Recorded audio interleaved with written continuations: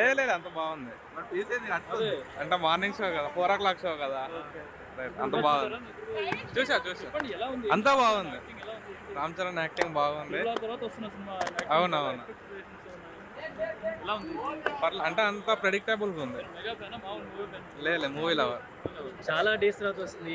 లేదు sensational hit. అవునా? మీసం తిప్పుకోండి ఫ్యాన్స్ అందరూ కొట్టినాం మనం. Fantastic job, I can tell, because he lived in many roles, and it's not just a single role he did many roles, and every role he nailed it. I can say this is a true comeback for Charan, and Shankar did a really good job. So it was a really nice movie. సంక్రాంతికి families prefer చేసే movie అంటే Yeah, it is a family movie, and every Indian citizen need to watch this movie. So it is all about, I don't want to put some negative comments on it, or I don't want to put some politics into it, but every Indian citizen must watch it, and I want everyone to change after watching that movie. You can't enjoy that moment when you are in the theater. Coming BGM మీకు ఎలా అనిపించింది? Yeah, it was good. Yeah, it was so good. నానా హైరానా song లేకపోవడం ఏమైనా disappointment అనుకోవచ్చా? Yeah, it was a little I was అంటే last final గా వేస్తారేమో అనుకున్నాం.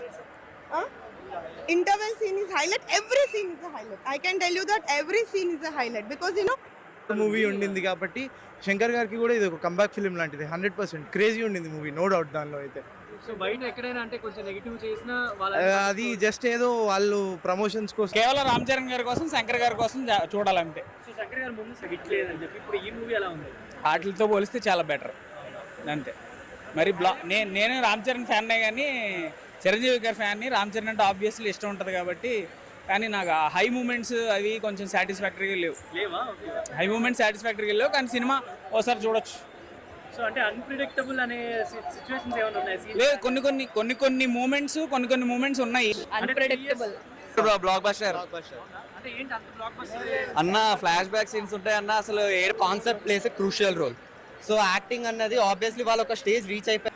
ముఖ్యంగా చెప్తున్నా చరణ్ ఫ్యాన్స్, ఫీల్ అవ్వకండి. సినిమా అయితే సోసోగా ఉంది. బికాస్ ఆఫ్ స్టోరీ కావచ్చు, అక్కడక్కడ కొన్ని ఫాస్ట్ ఫార్వర్డ్ సీన్స్ కావచ్చు, ఆ బీజిఎమ్స్ కావచ్చు, కొన్ని సాంగ్స్ కావచ్చు, కానీ చరణ్ యాక్టింగ్ వేరే లెవెల్ అనిపిస్తుంది. అప్పన్న క్యారెక్టర్ ఏదైతే చేశాడో కుమ్మేశాడు అసలు. ఎవరో కొట్రా అనేది ఏం లేదు. నేను మెగా అభిమాని, అల్లు అర్జున్ అభిమాని ఏం కాదు, మెగా అభిమాని క్లియర్గా చెప్తున్నాను. సెకండ్ పార్ట్ అయితే శంకర్ గారు ఎందుకు తీశారో, అంత experience director, cinema second part అయితే కంటెంట్ లేదు. సెకండ్ థింగ్, గేమ్ చేంజర్లో మొత్తం సాంగ్స్లో హైరానా సాంగే హైలైట్. ఆ సాంగ్ లేదు సినిమాలో, లేదు. మళ్ళీ ఇప్పుడు ఏం చేస్తారంటే దాన్ని 10 రోజుల తర్వాత యాడ్ చేస్తారు కలెక్షన్ పెంచుకుంటాకి. ఇది కరెక్ట్ కాదు. అందరూ ఇదే చేస్తున్నారు. మళ్ళీ రీసెంట్గా ట్రెండ్ ఒకటి అయిపోయింది, పార్ట్ 1 తీస్తున్నారు, హిట్ అయితే దాన్ని పార్ట్ 2 చేస్తున్నారు. అలాగే ఈ సినిమాలో హైలైట్స్ ఏంటంటే రామ్ చరణ్ గారి యాక్టింగ్ ఎక్కడ పేరు పెడతానికి లేదు. But government